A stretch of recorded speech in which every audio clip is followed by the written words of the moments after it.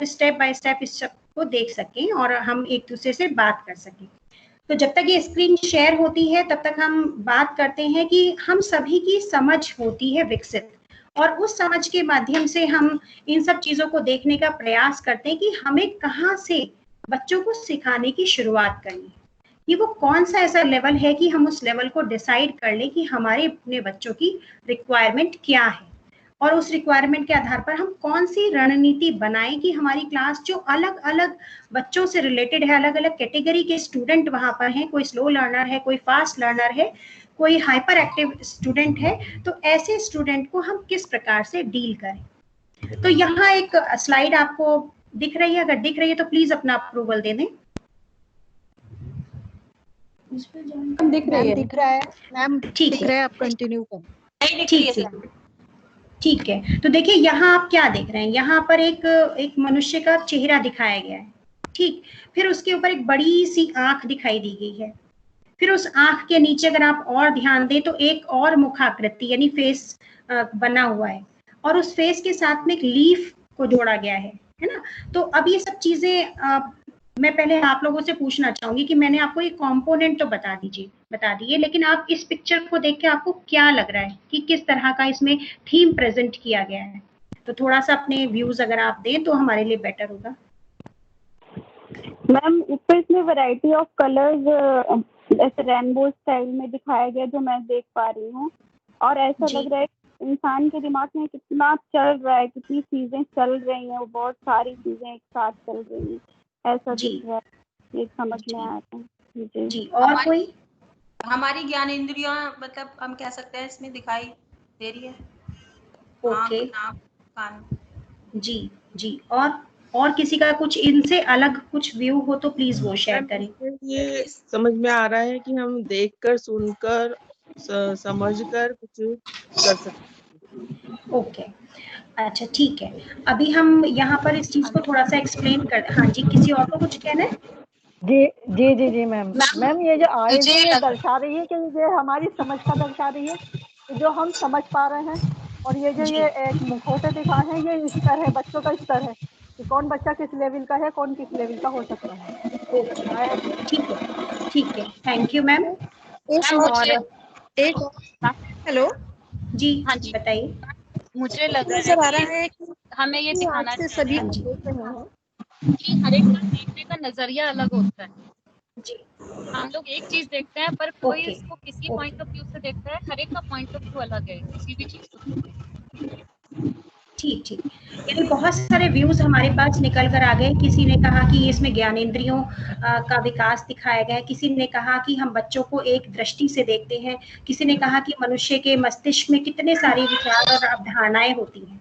तो यहाँ बिल्कुल सही आप थोड़ा इस चीज की तरफ जा रहे हैं कि यहाँ पर जो आईज की शेप है, आई जो है वो विजन बहुत एनहेंस होना चाहिए, कि हमारी जो अंतर्दृष्टि है, क्योंकि हमने ये Bloom taxonomy developing to self का टॉपिक है, कल हमने इस पर बात की कि हमें अपने विजन को इतना एनहेंस करना चाहिए, अपने अंदर छिपे हुए इतने आयामों को विकसित कर लेना चाहिए कि हमारा जो देखने का स्तर है वो बहुत वृहद हो जाए, कि हम उस चीज को भी देख पाएं जो चीज सामान्य जन व्यक्तियों के माध्यम से अछूती रह जाती है। क्योंकि एक टीचर में यही फर्क होता है कि उसका जो दृष्टिकोण होता है वो बाकी लोगों से अलग होता है।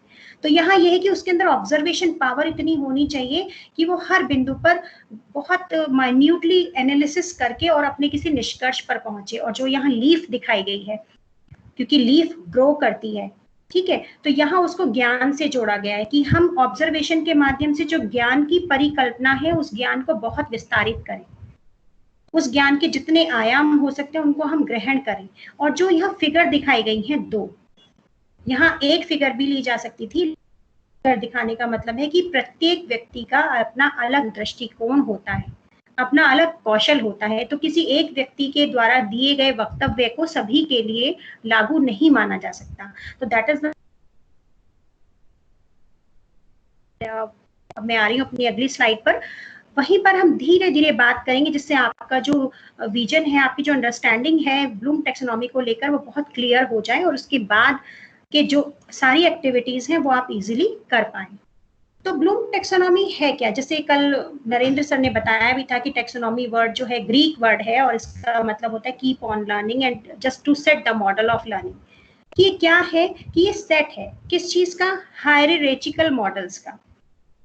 क्यों है? जिसको हम यूज करते हैं एजुकेशन में सीखने के उद्देश्य को ध्यान में रखकर। और हम क्या करते हैं, जब सीखने का उद्देश्य हमारे मन में आ गया तो फिर हम वर्गीकरण करते हैं, क्लासिफाई करते हैं। और वर्गीकरण किस चीज का करते हैं? लेवल्स का, स्तरों का वर्गीकरण करते हैं। और कौन से स्तर का वर्गीकरण करते हैं? जो हमारे जीवन में बहुत कॉम्प्लेक्स होते हैं, जो जटिल होते हैं, या जो देखिए जिसका भी माइक ऑन है कृपया ऑफ कर लें, क्योंकि अभी हमें नरेंद्र सर को भी अवसर देना है तो हमें सिस्टमैटिकली चलना होगा। तो हम जब भी सीखने की परिकल्पना करते हैं तो सीखने के साथ साथ हम अपना उद्देश्य भी निर्धारित कर लेते हैं कि मुझे अगर सीखना है तो इससे मेरा ये जो उद्देश्य है, जो मेरा टारगेट है वो फुलफिल हो जाएगा। तो उसके बाद सबसे पहले उद्देश्य को ध्यान में रखने के बाद हम ये सोचते हैं कि अब हम इस उद्देश्य को प्राप्त करने के लिए क्या करें। तो फिर हम उसको क्लासिफिकेशन में लेकर आते हैं कि मेरी प्रायोरिटी ये है। जैसे कल आपने P1, P2, P3, P4 पढ़ा कि अभी मेरी प्रायोरिटी ये है, मुझे ये सीखना है और मुझे इसको इस प्रकार से सीखना है। इसके लिए मुझे लेवल डिसाइड करना होगा कि मेरा लेवल क्या है, मेरे स्टूडेंट का लेवल क्या है, मुझसे जुड़े हुए व्यक्तियों का स्तर क्या है, जिनके आधार पर मैं अपनी परफॉर्मेंस को और अच्छा कर सकता हूँ या कर सकती हूँ। ये स्टूडेंट और टीचर दोनों के लिए रेलेवेंट है। और लेवल के बाद हम ये देखते हैं कि उस स्तर को प्राप्त करने में हमारे सामने कौन कौन सी ऐसी जटिलताएं आएंगी, कौन सी ऐसी प्रॉब्लम्स, ऑब्स्टेकल्स आएंगे जिनको हमें फेस करना है और ओवरकम करना है। तो फिर हम देखते हैं कि स्पेसिफिकेशन, कि हम विशिष्टीकरण की तरफ चलते हैं कि समस्या जिस प्रकार की है उस प्रकार की समस्या को हम कौन सी श्रेणी में रखें, उसके लिए कौन सी तकनीक अपनाएंगे। अभी मैं इसको एग्जाम्पल के थ्रू करेंगे तो बहुत जल्दी समझ में आएगा। तो पहले हम थ्योरेटिकल बात कर लेते हैं। तो उन्होंने क्या कहा कि हम सबके जीवन में जब समस्या आती है तो वो समस्या का जो रूप होता है, कल हमने पढ़ा circle of concern and circle of influence, कि जो समस्या आती है उसका रूप सामान्य भी हो सकता है, जटिल भी हो सकता है। अगर सामान्य है तो वो स्वयं हमारे स्तर से सॉर्ट आउट हो जाती है। वो जटिल है तो फिर हमें उसके लिए स्पेसिफिक रूल्स देखने पड़ते हैं, कुछ नियमों में अपने आप को बांधना पड़ता है। तो इस तरह से इस पूरे मॉडल को दिया गया नाम बेंजामिन ब्लूम का। और बाद में ये पूरी एजुकेटिव जो कमेटी थी उसके मेंबर रहे, उन्होंने बहुत सारे रिवार्ड लिए जिसके बारे में हम बाद में बात करेंगे। तो इस तरीके से कहा जा सकता है, अगर मैं ओवरऑल जिस्ट देखूं तो कहने का तात्पर्य ये है कि सीखने और सिखाने की प्रक्रिया को हम किस तरह से निर्धारित करें। सबसे पहले स्तर जांचने के बाद उसके जितने भी स्टेप्स हैं, 6 उसमें स्टेप्स हैं, और इन्होंने 2 बार ये थ्योरी सर्च आउट की, 2 बार इन्होंने एक बार अपनी थ्योरी सेट की, फिर अपनी ही थ्योरी में कुछ सुधार किए। तो इस तरह से इन्होंने मॉडिफिकेशन भी रखा और अपने आप को फ्लेक्सिबल रखा कि अगर कुछ अच्छा हमें मिल रहा है तो then we should try to accept. तो यहाँ इनकी थोड़ी सी ये लाइफ हिस्ट्री है कि इनका जन्म कब हुआ, 21 फरवरी 1913 को डेथ कब हुई, 13 सितंबर 1999 को। लेकिन ये सबसे खास चीज जो इनके बारे में ये थी कि इनके मन में जो सबसे पहले विचार आया 1950s के ड्यूरेशन में आया कि हमें ह्यूमन बिहेवियर पर पूरी एक थ्योरी को डेवलप करना होगा और अलग अलग विचारधारा के व्यक्ति किस प्रकार से अलग प्रकार की स्थिति परिस्थिति में व्यवहार करते हैं, हमें उस पूरे ह्यूमन बिहेवियर को जज करना होगा। तो इस तरह से उन्होंने जो इन्फ्लुएंस्ड थे, जो प्रैक्टिसेस थी, जो उनकी फिलॉसफीज थी, उन्होंने अपने साथी एजुकेटर्स के साथ शेयर की और शेयर करने के बाद धीरे धीरे ये ब्लूम टेक्सोनॉमी को सभी की एक्सेप्टेंस मिल गई। तो जो अभी हमने इनकी परिभाषा देखी थी उस परिभाषा का पूरा सार बेंजामिन ब्लूम के दिए गए इस स्टेटमेंट में कि क्रिएटिविटी फॉलोज मास्टरी, कि सबसे पहले हमें समझ बनानी होगी, समझ के बाद ज्ञान बनेगा, ज्ञान के बाद तब कहीं जाकर क्रिएटिविटी आएगी। तो अगर हम सृजनात्मक हैं तभी हम उस क्षेत्र में मास्टरी, अपने आप को कुशल साबित कर सकते हैं। इसीलिए मास्टरी, किसकी मास्टरी? कौशल की। ये हमारी फर्स्ट प्रायोरिटी होनी चाहिए अगर हमें अपने यंगस्टर्स में किसी टैलेंट को विकसित करना है। तो अगर हम उनके इस स्टेटमेंट को देखें तो पूरी ब्लूम टेक्सोनॉमी का पूरा सार हमारे सामने आ जाता है कि उनका पहला टारगेट क्या है कि हमें टैलेंट को फोकस करना चाहिए, उसे प्रायोरिटी देनी चाहिए। फिर अगर हम किसी के अंदर छिपे हुए टैलेंट को पहचान लेते हैं तो उस टैलेंट में हम किस प्रकार से स्वयं भी मास्टरी करें, अपने कौशल को डेवलप करें और कैसे अपने से जुड़े हुए व्यक्तियों के अंदर भी वो कौशल डेवलप करें।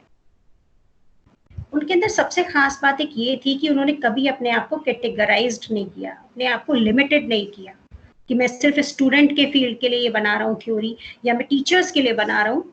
उन्होंने ये ओवरऑल ह्यूमन बिहेवियर की एक थ्योरी बनाई और उस थ्योरी को उन्होंने एप्लीकेबल किया।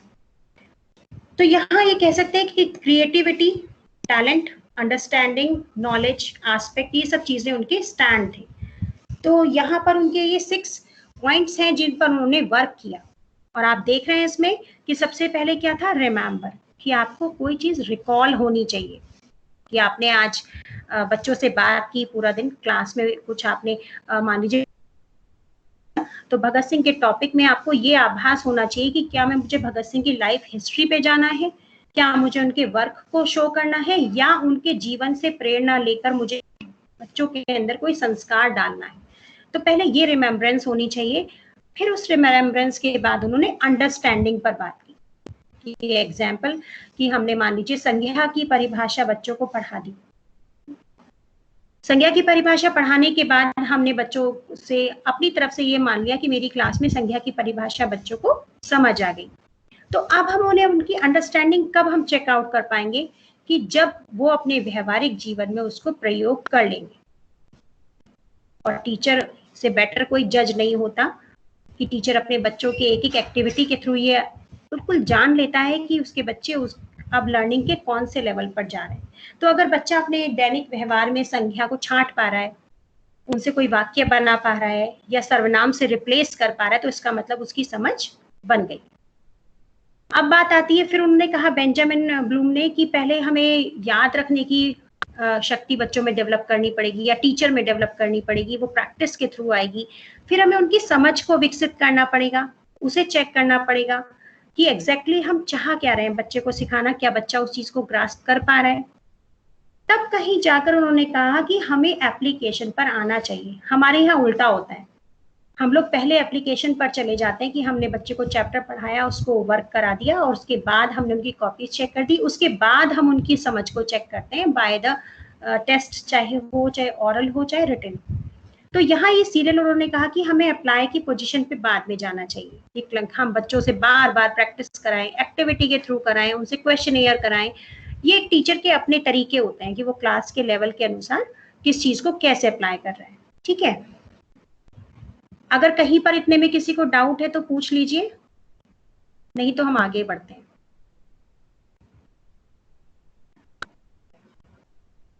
जब थ्योरीज पढ़ाने की बारी आती है तो हमें वन साइडेड लेक्चर देना पड़ता है ना, तो इसलिए मैं पूछ रही हूँ। फिर भी यहाँ तक किसी भी स्टेप में किसी को कोई कंफ्यूजन है तो यू कैन आस्क प्लीज।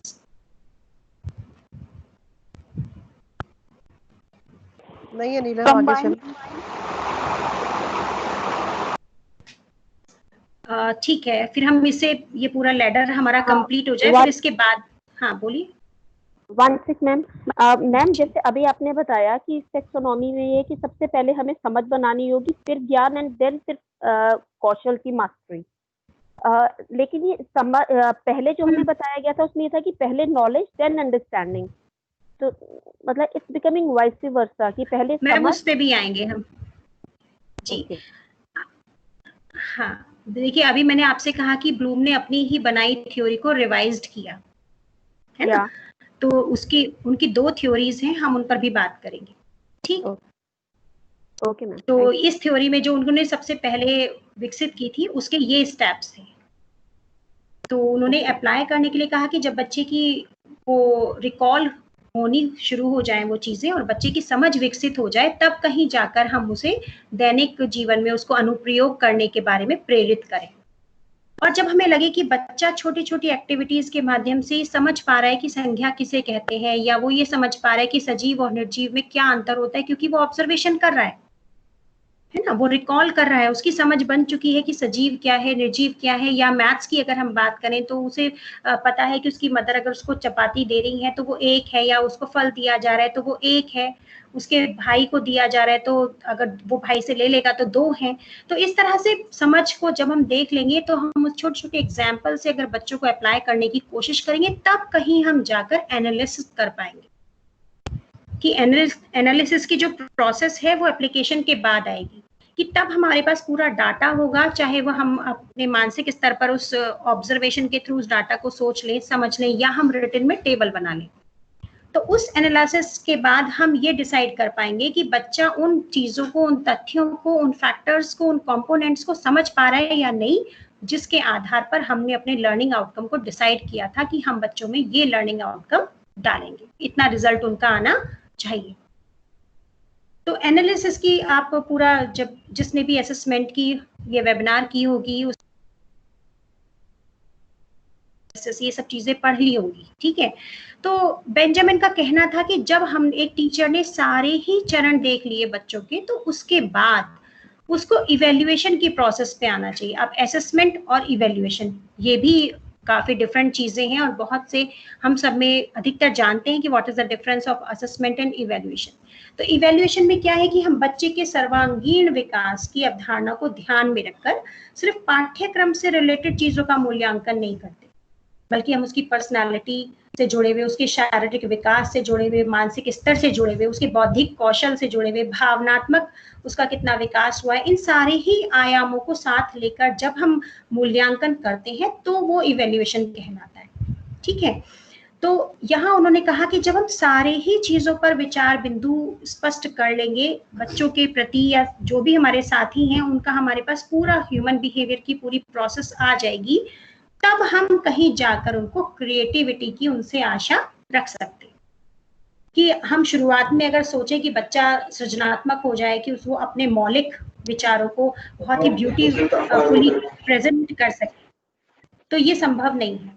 तो एक टीचर को बहुत पेशेंस रखना पड़ता है क्लास में, कि वो इन सारे ही प्रोसेस को धीरे धीरे अप्लाई करे, और अप्लाई करने के बाद तब कहीं जाकर वो बच्चे में क्रिएटिविटी की आशा करे। तो कंपैरिजन कर लेते हैं हम इन सब चीजों का साथ साथ, तो ये सब चीजें साथ साथ चलती रहती हैं।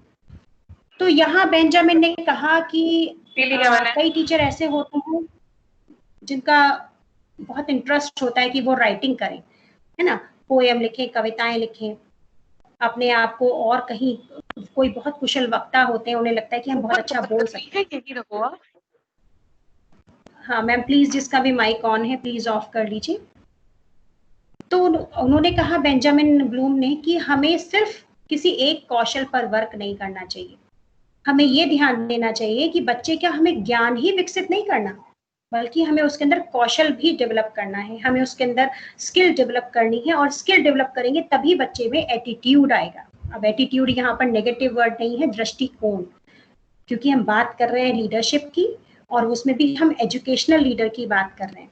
तो जाहिर सी बात है, एटीट्यूड का मतलब व्यापक दृष्टिकोण, किसी भी चीज को सोचने और समझने की समझ विकसित कर लेना, ठीक। तो इस तरह से उन्होंने 3 चीजों पर बहुत ध्यान दिया, ज्ञान, कौशल और दृष्टिकोण।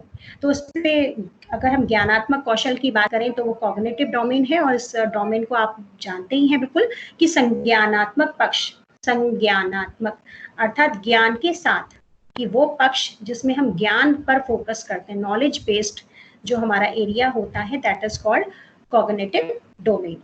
तो इसमें हम क्या करते हैं, बच्चों की धीरे धीरे छोटी छोटी एक्टिविटीज से हम उनकी वही वाली बात की, रिमेंबर है, फिर अंडरस्टैंडिंग है, फिर उसके बाद अगला लेवल है, फिर उसके बाद अगला लेवल है, फिर हम करते करते करते करते हम क्रिएटिविटी तक जाते हैं। तो वही चीज सारी इसमें आ जाती है कि बच्चे के अंदर सारी बौद्धिक योग्यताएं, उसके अंदर जो इंटेलेक्चुअल पावर है, जो उसकी इनबिल्ड क्वालिटीज हैं, नॉलेज बेस्ड, किसी की मेमोरी बहुत शार्प है, किसी की राइटिंग बहुत अच्छी हो जाती है, कोई पढ़ने में बहुत अच्छा है, तो these are the varied quality of a person.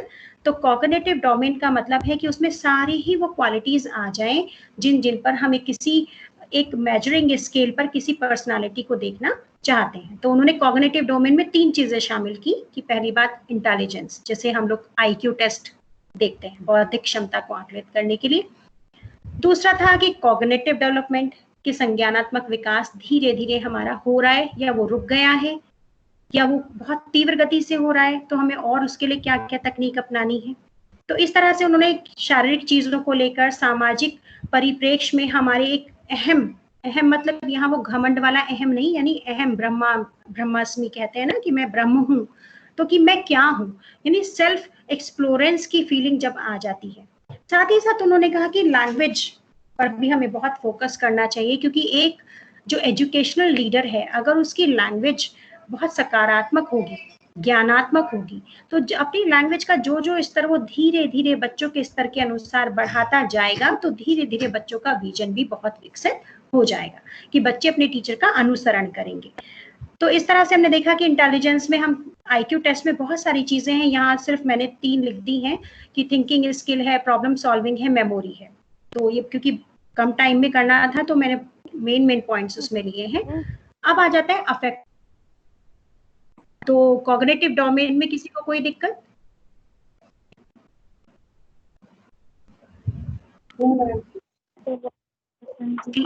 ठीक है, अभी चैट बॉक्स में भी हम क्वेरी देख लेंगे, फिलहाल हम आगे बढ़ते हैं। तो अफेक्टिव डोमेन, अफेक्ट यानी ये एडजेक्टिव वर्ड है, भावात्मक, भावों से जुड़ा हुआ, हृदय से जुड़ा हुआ, कि हमें सिर्फ बच्चे के ब्रेन पर ही वर्क नहीं करना है, हमें उसके हार्ट पे भी वर्क करना है, कि उसके अंदर इतनी भावात्मक कौशल, इतनी भावनाएं भर देनी है कि बच्चा एक अच्छा और आदर्श नागरिक बन सके। अब भावात्मक कौशल में यू ऑल नो कि हमें उसके अंदर फीलिंग्स डालनी है, चाहे वो मूल्यों को लेकर हो, चाहे नैतिकता को लेकर हो, ईमानदारी को लेकर हो, आदर्शवादिता को लेकर हो, सकारात्मकता की तरफ हो, ऊर्जात्मक हो, है ना। अभी प्रेरणा उसके अंदर आ जाए, वो उसका दृष्टिकोण इतना विकसित हो जाए कि वो बड़े ओपन हार्टेडली सभी के गुणों को स्वीकार करना शुरू कर दे, वो बड़े ही खुले हृदय से अपने से श्रेष्ठ व्यक्ति की प्रशंसा कर सके। तो ये जो काफी चीजें हैं, जब आपका फीडबैक वाला पोर्शन आएगा तो आप उसमें भी डिस्कस होंगी। तो आई थिंक अफेक्टिव डोमेन मतलब कि भावनात्मक रूप से सबल बना देना। तो एक टीचर की ये जिम्मेदारी है कि वो अपने स्टूडेंट को बहुत ही इमोशनली इतना बिल्डअप कर दे कि वो लाइफ में कैसी भी समस्या क्यों ना आ जाए, वो अपने मोरल को ना तोड़ पाए, कि उनके अंदर इतना सेल्फ डिटर्मिनेशन पावर हो कि उन्हें पता हो कि आई कैन डू इट, वो इतने डेयरिंग हो जाए, ठीक है ना। तो यहाँ पर अफेक्टिव डोमेन से जुड़ी एक छोटी सी मैं घटना भी बताऊंगी, लेकिन पहले हम इसके लेवल की तरफ चलते हैं। तो बेंजामिन ब्लूम ने कहा कि अफेक्टिव डोमेन को विकसित करने के लिए वही चीज है कि वहां रिमेंबर था, यहाँ उन्होंने रिसीविंग कर दिया कि बच्चे को जो मिलेगा, उसकी माँ अगर उसको प्यार देगी तो वो बदले में सभी को प्यार देना सीखेगा। अगर उसके टीचर उसे सबके साथ शेयर करने की शिक्षा देंगे तो वो सभी के साथ शेयर करना सीखेगा। तो this just only the example. तो जो बच्चा लेता है वही वो रिस्पॉन्ड करता है, और जैसी वो प्रतिक्रिया देगा वैसे ही उसके अंदर वो वैल्यूज इनबिल्ड होते जाएंगे, दृढ़ होते जाएंगे, यानी उसकी पर्सनालिटी वैसी ही चेंज होती जाएगी। और जब किसी के अंदर बहुत ज्यादा अच्छे वैल्यूज आ जाएंगे, मोरल डेवलप हो जाएगा, वो लोगों के सुख और दुख से प्रेरित होने लगेगा, उनकी सहायता करने लगेगा, तो फिर उसके अंदर ऑर्गेनाइजिंग यानी संगठन की शक्ति या प्रस्तुतिकरण की शक्ति या निर्माण की शक्ति आ जाती है। वो अपने आप को इतना डेवलप कर लेता है कि फिर वो प्रबंधक के तौर पर और एक सूक्ष्म अवलोकनकर्ता के रूप में सामने आता है। और फिर वो क्या करता है, सबसे लास्ट में भावात्मक पक्ष की हम बात कर रहे हैं, वो कैरेक्टराइजिंग सीख जाता है, मतलब कि वो उसके अंदर इतनी समझ विकसित हो जाती है कि वो व्यक्ति को देखने मात्र से समझ लेता है कि ये व्यक्ति किस मनोभाव का होगा। तो बेंजामिन ब्लूम ने ये कहा कि क्योंकि बच्चा हमारे पास बिल्कुल ब्लैंक स्लेट की तरीके से आता है, वो लोअर लेवल का आता है, तो हमारा ये उद्देश्य होना चाहिए कि हम इतने सारे गुण उसके अंदर विकसित कर दें स्टेप बाय स्टेप कि बच्चा अपने हायर गोल को अचीव कर ले। और वो हायर गोल भावनात्मक दृष्टि से क्या है कि समाज में अपने सम्मान को बनाए रखने के लिए, दूसरों के सम्मान को बनाए रखने के लिए वो कीन ऑब्जर्वेशन कर सके और कैटेगराइजेशन कर ले। तो भावनात्मक पक्ष मेरे ख्याल से इसमें कोशिश की है मैंने बिल्कुल क्लियर करने की, फिर भी हम बात कर लेंगे, किसी की कुछ क्वेरी होगी तो। लास्ट हमारा आता है साइकोमोटर डोमेन यानी गत्यात्मक कौशल। और ये कौशल सिम्पसन इसके लिए बड़े 1972 में सिम्पसन ने इस मॉडल को पूरा बहुत एनलार्ज करके हमें बताया था, पूरा डीप उसके बारे में सारे प्रिंसिपल, सारे थ्योरी, सारे एक्सपेरिमेंट दिए थे। उसके बेस पर सिर्फ एक कंक्लूजन है कि एज यू ऑल नो कि ये साइकोमोटर स्किल हम सभी को मालूम है कि बच्चों की फिजिकल यानी उनकी मांसपेशियों से जुड़ी हुई एक्टिविटी जो उनको स्ट्रेंथ देती, फिजिकल स्ट्रेंथ देती है। और क्या होता है कि जब हम फिजिकली फिट हैं तभी हमारा ब्रेन भी कार्य करता है, और जब हमारा ब्रेन अच्छे से कार्य करता है तभी हमारा हार्ट हमारा साथ देता है, यानी तभी हम क्रिएटिव हो पाते हैं। तो बेंजामिन ब्लूम ने कहा कि हमें ये कोशिश करनी चाहिए कि बच्चों के हम अंदर ऐसी स्किल डेवलप कर दें कि वो अपने आप को स्पीड से, या हम कह सकते हैं कि दूरी से, या बहुत सारे हर्डल से, जैसे हम लोग कराते हैं स्कूल में कि लॉन्ग जंप है, हाई जंप है, हर्डल रेस है ना, या रस्सी कूदना है, कि बहुत सारी ऐसी चीजें, अब और भी सारे बहुत सारे गेम्स आ गए हैं कि आपको बैडमिंटन है, हॉकी है, वॉटेवर, हम सब टीचर्स हैं, इन सब चीजों को अच्छे से जानते हैं। तो ऐसी टेक्निक हम डिसाइड करें, उन टेक्निक्स को ऐसे हम एग्जीक्यूट करें कि वो टीचिंग टेक्निक्स के थ्रू हमारे बच्चे जो हैं वो बहुत डेवलप्ड हो सके। तो इसी के साथ साथ थोड़ा सा और आगे चलते हैं हम। अब यहाँ है कि साइकोमोटर डोमेन में कौन कौन सी ऐसी चीजें हैं जो हमें ध्यान रखनी चाहिए, कि कहीं ऐसा ना हो कि हमने बच्चे को सिर्फ फिंगर एक्सरसाइजेस के लिए, स्ट्रेंथ के लिए पेपर टीयरिंग एक्टिविटी करा दी, लेकिन उसकी जो पैरों की मांसपेशियां हैं उनको स्ट्रॉन्ग करने के लिए कुछ नहीं कराया। ठीक है, तो हमें बहुत सारी ऐसी चीजें हैं कि एगिलिटी है, एंड्योरेंस है, स्ट्रेंथ है, स्पीड है, फ्लेक्सिबिलिटी है, और प्रिसीजन है। तो इन सब चीजों को लेकर के हमें वर्क करना चाहिए। जब भी हम फिजिकल एक्सरसाइज बच्चे को करा रहे हैं तो हमें ये ध्यान रखना चाहिए कि उसका जो पूरी फिजिक है उसके एक एक पार्ट के लिए हमें कोशिश करनी चाहिए कि वो एक्टिव हो जाए, और हम ऐसी एक्टिविटी डिसाइड करें कि बच्चा फिजिकली बहुत एक्टिव रहे, वो फुल ऑफ स्ट्रेंथ हो जाए, वो हेल्दी रहे। इसी के साथ साथ ब्लूम टेक्सोनॉमी का एक और पावरफुल हम कह सकते हैं कि टूल है, और वो किस लिए है कि हम लर्निंग की पूरी प्रोसेस को बच्चे के सामने इस तरह से प्रेजेंट करें कि बच्चा उसको समझ ले, बोर ना हो, है ना। जैसे अभी आपको लग रहा होगा कि मैं लगातार लेक्चर दिए जा रही हूँ और आप ये वन साइडेड चल रहा है, हमसे कुछ क्वेरी नहीं करी जा रही है, तो आप धीरे धीरे डल फील कर रहे होंगे, है ना। तो हमें ये सब चीज नहीं करनी चाहिए। लर्निंग की प्रोसेस में एक्टिव पार्टिसिपेशन जब तक ना हो तब तक लर्निंग पॉसिबल नहीं। ठीक, इसी के साथ साथ ये कहा गया कि जब भी हम किसी चीज को समझ लें तो उसके बाद हमें ये कोशिश करनी चाहिए कि बच्चे उस प्रक्रिया में आ जाएं।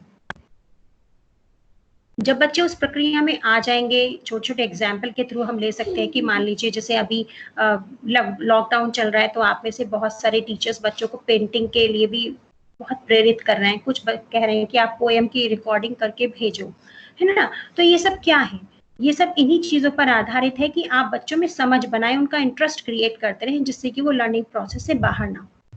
अभी बीच में एक मैम ने कहा था कि लेवल हमें ये बताए गए थे, है ना। तो यहाँ हमने कहा कि रिवाइज्ड थ्योरी थी ये बेंजामिन की, और पहली थ्योरी उन्होंने 1956 में दी थी और दूसरी थ्योरी उन्होंने 2001 में दी। तो 1956 वाली जो थ्योरी थी उन्होंने उसमें ज्ञान को आधार रखा था, ठीक है, कि ज्ञानात्मक कौशल पर बहुत बल दिया गया था, और ज्ञान के आधार पर उन्होंने कैटेगरी बना ली थी कि बच्चे को कहाँ तक, ज्ञान के कौन से स्तर तक आना चाहिए। तो उन्होंने कहा ज्ञान इतना सबल हो जाए कि बच्चा कॉम्प्रीहेंसिव चीजों की तरफ चल पड़े, यानी बच्चा स्वयं अपने आप लिखना सीख जाए, चीजों को समझना सीख जाए, उनको अप्लाई करना सीख जाए। तो ये कॉम्प्रीहेंशन के बाद एप्लीकेशन है, एनालिसिस है, फिर उसके बाद सिंथेसिस। जैसा कल नरेंद्र सर ने भी बताया था कि आप एनालिसिस का मतलब टुकड़ों में तोड़ना, कि जिस तरह से आप कोई बहुत लंबा शब्द है और चेकोस्लोवाकिया है, बच्चा उसको नहीं बोल पा रहा है, तो हम क्या करेंगे, चेकोस्लोवाकिया उसके सिलेबल बना दिए, तोड़ दिया उसको। तो इस तरह से ज्ञान को छोटे छोटे टुकड़ों में बच्चों को दिया जाए तो वो बहुत इजीली ग्रास्प कर लेते हैं। सिंथेसिस इसके बिल्कुल विपरीत प्रक्रिया है, मतलब कि जो अलग अलग भाग हैं उन सबको संयोजित करना। जैसे हम साइंस की बात कर लें कि साइंस में बहुत सारी स्ट्रीम है, कि बायोलॉजी है, जूलॉजी है, बॉटनी है, फिजिक्स है, केमिस्ट्री है, लेकिन हम क्या करते हैं 8 तक हम सारी चीजें बच्चों को एक सिंथेसिस के फॉर्म में पढ़ा देते हैं।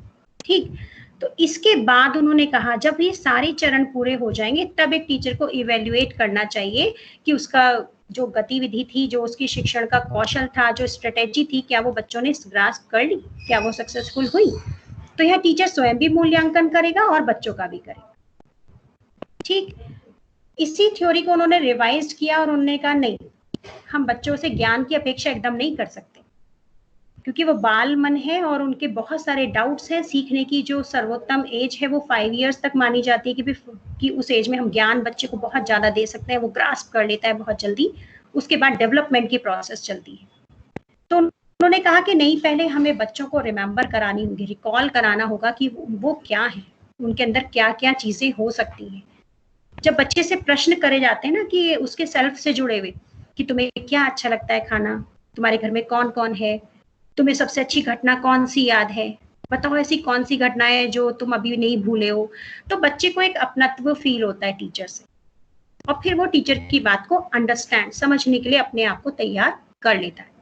और जब ये बॉन्डिंग हो जाती है, आगे आप पढ़ेंगे बहुत सारी चीजों के बारे में, तब ये और भी क्लियर हो जाएगा आपको कि जब ये बॉन्डिंग हो जाती है टीचर और स्टूडेंट के बीच में, तब उनके लिए एप्लीकेशन करना, किसी भी चीज को उनके व्यवहार में लेकर आना बहुत ईजी हो जाता है। और फिर एक टीचर इवेल्युएट करता है कि अभी तक मैंने जो चरण निर्धारित किए थे बच्चों के साथ सीखने सिखाने की प्रक्रिया को, अगर वो चरण मेरे सक्सेसफुल हो गए हैं, तब इसका मतलब कि अब मैं बच्चों को क्रिएटिविटी या इमेजिनेशन की तरफ ले जाने में बिल्कुल सक्षम हूं। यानी अब मेरे बच्चे क्रिएटिविटी की तरफ बहुत इजीली चलेंगे। जैसे अभी उड़ान कार्यक्रम किया है कि भाई आप कंपटीशन कराइए, तो बच्चों की कल्पनाशीलता को विकसित करने के लिए किया है। उसमें निबंध का भी कॉलम दिया है, तो वो क्या है, क्रिएटिविटी के लिए, कि आप अपने विजन को कितना एनहेंस कर रहे हैं, आप कितना लिख पा रहे हैं, आपकी शब्दावली कितनी विकसित हो रही है, विचार किस स्तर तक जा रहे हैं। तो पहले हम सुनना, बोलना, पढ़ना, लिखना, लैंग्वेज से रिलेटेड इन 4 चीजों पर बात करते थे। लेकिन अगर अब जो हमारे रिवाइज्ड स्किल्स डेवलप हुई हैं, उसमें सुनना और बोलना को एक कैटेगरी में रखा गया है, पढ़ना और लिखना दूसरी कैटेगरी में है, थर्ड कैटेगरी में ग्रामर और उच्चारण, इन 2 चीजों को, व्याकरण और उच्चारण, 2 चीजों को रखा गया है। और जो लास्ट गोल आकर के डिसाइड किया गया है बच्चों को सिखाने के लिए, वो है कल्पनाशीलता और सृजनात्मकता। हर विषय के लिए 4 कौशल बना दिए गए। ठीक, तो बेंजामिन ब्लूम की जो ये हमने टेक्सोनॉमी पढ़ी, इसमें डिफरेंस भी आपको दिखाया कि क्रिएटिविटी कब किस स्तर तक आनी चाहिए। तो यहाँ पर आपके सामने एक पिक्चर है, इस पिक्चर को थोड़ा सा आप देखिए और फिर मुझे बताइए इस पिक्चर के थ्रू आपको क्या लग रहा है।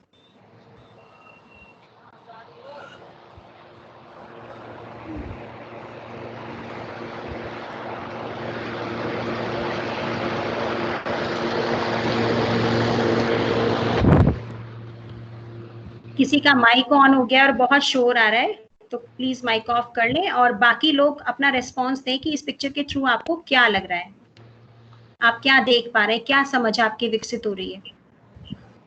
Hello hello. हाँ जी मैम। मैम मैं विनीता सुभाष। जी मैम बोलिए। हाँ जी मैम, मुझे ये लग रहा है कि इससे लोगों में मेंटल बॉन्डिंग, एक बॉन्डिंग बन गई है। मैम वन बाय वन बोलिए प्लीज, वन बाय वन। इसमें संध्या मैम आप पहले बोले।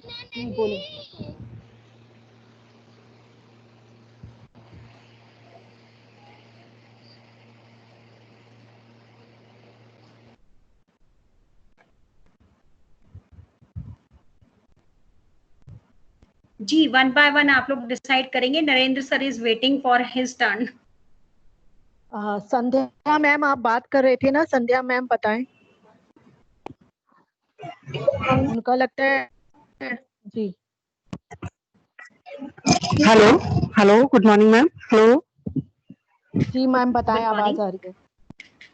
हाँ मैम, मैं स्वाति सिंह धौराला से। मैम मुझे इस पिक्चर को देखकर ऐसा लग रहा है कि 2 बिल्कुल विपरीत विचारों वाले जो व्यक्ति हैं, उनके आपस में विचारों में सामंजस्य हो रहा है, एक दूसरे को समझने की जो प्रयास है, जैसे एक बच्चे और टीचर के बीच में होता है, एक दूसरे की माइंड की कैपेसिटी क्या है उसे समझने का प्रयास चल रहा है। 2 बॉन्डिंग एक दिखा रहा है। Okay ma'am, thank you. और कोई मैम प्लीज। मैम जी मैम, कोयल सहारनपुर से।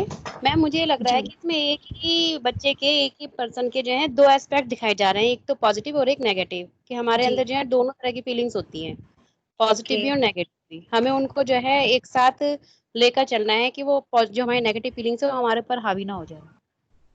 ओके ठीक है, thank you ma'am. Anyone else please. Yes ma'am. Yes, ma'am. मैं from Lakhimpur Kheri, Poonam Singh Tomar.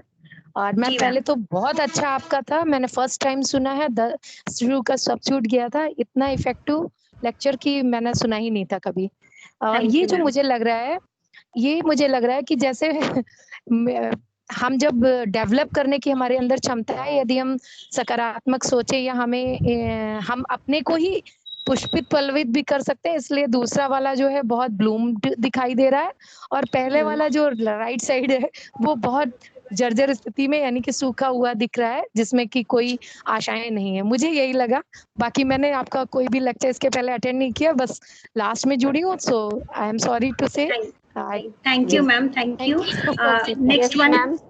Yes ma'am, मैं रीना खुराना, PS कलीना नंबर 2 से। मैम मुझे इन पिक्स में ये लग रहा है कि जैसे पहली पिक्चर है ब्लैक एंड व्हाइट है, कि बच्चे को कुछ भी कंसेप्ट्स क्लियर नहीं है, everything is black and white in front of him. लेकिन बाद में जैसे जैसे हम इन स्टेप से निकले हैं, उसको इन चरणों से होकर उसको पढ़ाया गया है, तो उसके बाद ही bloom like a beautiful flower, like उसके सारे कंफ्यूजन्स दूर हो गए हैं एंड उसकी जो पर्सनैलिटी है वो ब्लूम हो गई है। Okay okay, thank you ma'am. Anyone else different from this? इससे कुछ अलग विचारधारा जिसकी वो जो अब तक बोले गए हैं? मैम मैं शादी कर हेलो हेलो जी मैम। मैं इस बारे में पढ़ चुके हैं, इतना जानते हैं, तो हम लोग थोड़ा टेक्निकल आंसर कर रहे हैं। बट अगर आप एक ले मैन से पूछे कि बस ये पिक्चर दिखा कि क्या है, तो वो तो यही बोलेगा ना कि मुझे तो सारी दुनिया एक पिंक पिंक नजर आ रही है, ऐसा लग रहा है ये भी पिंक है, वो भी पिंक है, ये भी पिंक है, सब पिंक ही पिंक नजर आ रहा है सब। हेलो हेलो नीलम, हेलो मैम। मीनाक्षी मांगे। हेलो मैं मीनाक्षी। Hello ma'am. हाँ जी मैम, सुन रहे हैं, आप बोलिए। मीनाक्षी मैम बोले जरा।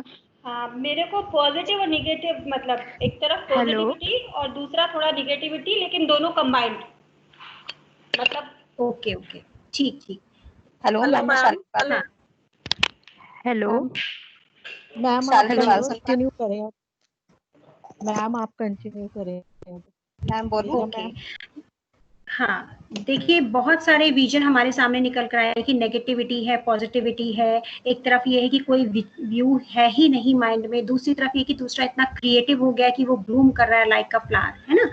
तो ये एक बेंजामिन ने पूरी एक पिक्चर दी और उसको ये कहा कि ये these are the two types of a one human being, है ना, कि एक व्यक्ति के अंदर ये दोनों ही चीजें होती हैं, लेकिन आवश्यकता किस चीज की होती है कि उसको उसके जो डीप एस्पेक्ट है, जो उसका डार्क एस्पेक्ट है, अगर उस पर कोई वर्क करे तो वो भी ब्लूम हो सकता है ना। उनका मेन कंसेप्ट ये था कि बच्चा जो है, क्योंकि वो ज्ञान शून्य अवस्था में हमारे पास आता है, तो हमें ये प्रयास करना चाहिए कि हम उसके ज्ञान के चक्षु के साथ साथ उसके मस्तिष्क के विकास के साथ साथ उसके हृदय का विकास करें, उसकी भावनाओं का विकास करें, तभी एक व्यक्ति ओवरऑल एक फ्लावर की भांति ब्लूम अप करेगा। ये चीज की थी। और उन्होंने जो ह्यूमन साइकोलॉजी के बारे में, ये तो स्टूडेंट के बारे में उनका स्टेटमेंट था, जो ह्यूमन साइकोलॉजी के बारे में उन्होंने कहा, तो उन्होंने ये कहा कि हम में से प्रत्येक व्यक्ति नकारात्मक अभिवृत्तियों से ज्यादा घिरा रहता है। तो ऐसे में आवश्यकता इस बात की है कि नकारात्मक अभिवृत्तियों पर हम किस प्रकार से विजय प्राप्त करें। अपने मन में जो भाव शून्यता है, उस स्थिति तक हम कैसे उसको ओवरकम करें कि हमारे मन में सभी के लिए स्नेह की भावना हो, सभी के लिए सम्मान की भावना हो, रिजेम्बलेंस हो, हमारा विजन बहुत एनहेंस हो जाए, हम किसी अच्छी अप्रोच को स्वीकार करने के लिए हमेशा तत्पर रहें। यदि हमारे से जुड़ा हुआ कोई व्यक्ति है, वो चाहे हमारा कितना अंतर विरोधी है, यदि उसे हमारी हेल्प की आवश्यकता है या उससे हमें कुछ अच्छा मिल रहा है, तो हम ओपन हार्टेडली इसको एक्सेप्ट करें। तो Bloom taxonomy is based on the 3 domains की कॉग्निटिव भी हो और भावनात्मक विकास भी हो और साइकोमोटर स्किल, तभी हम ऑल अराउंड डेवलपमेंट की बात कर सकते हैं। तो ये डेवलपिंग टू सेल्फ का टॉपिक था कि हम स्वयं को किस रूप में विकसित करें। तो इससे जुड़े हुए जो भी हमारी क्वेरीज हैं, आप लोग प्लीज ग्रुप में डालिएगा, क्योंकि अब नरेंद्र सर को समय देने का टाइम आ गया बिल्कुल। तो if you don't have any objection, may we call sir please.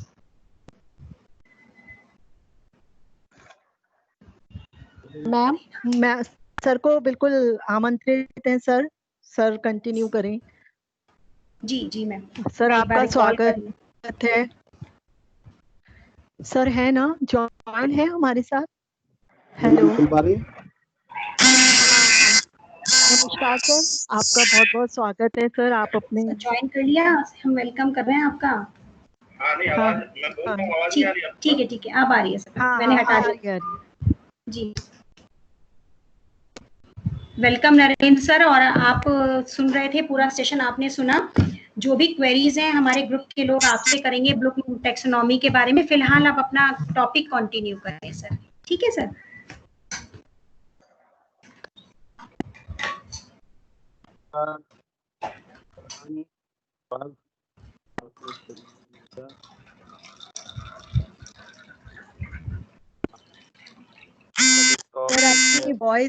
Sir आपकी वॉइस क्लियर नहीं हो पा रही है। नरेंद्र सर एक क्वेरी है सर, ये आपसे एक क्वेरी है। आपकी पीपीटी चलानी है? पीपीटी चला दी होगी आपके पास, चाइल्ड सेंटर। जी चाइल्ड सेंटर ना। ठीक है मैं चलाती हूँ। आवाज क्लियर आ रही है? हाँ आवाज कुछ क्लियर नहीं है सर।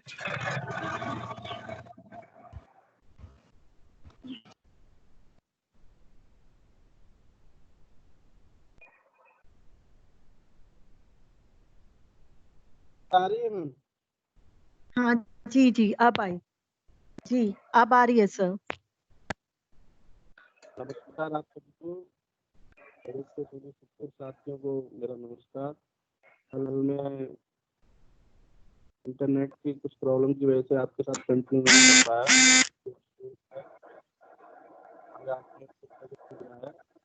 आज के तो आप सभी का मैं आभार व्यक्त करता हूँ और देता हूँ।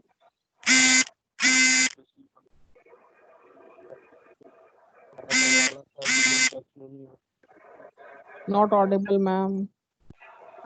सर एक बार मैं सबको म्यूट करती हूँ और आप फिर अपना ऑडियो ऑन कर लीजिएगा। माइक जरा सा मैं सबको म्यूट करती हूँ, बहुत सारों का ओपन है।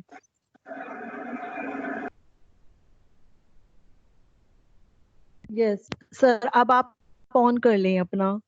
सर थोड़ा सा ना आपकी तरफ से ऑडियो कम है, थोड़ा वॉइस लो का है। जी सर ओपन कर लें अब आप।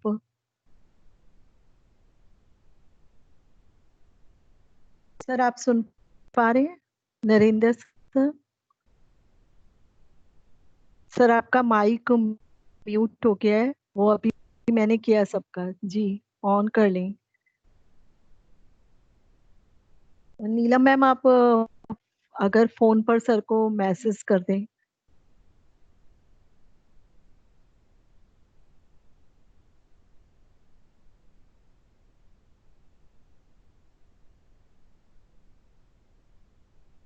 सर आपका माइक म्यूट हो गया है, प्लीज ऑन कर लें।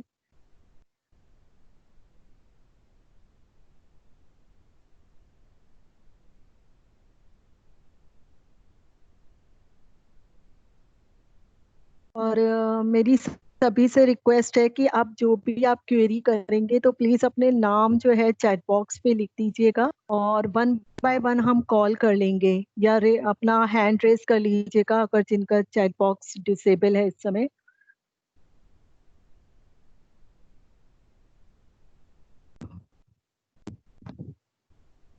हेलो नीलम मैम, सर को जरा सा अगर आप कॉल करके बता दें कि आवाज नहीं आ रही उनकी।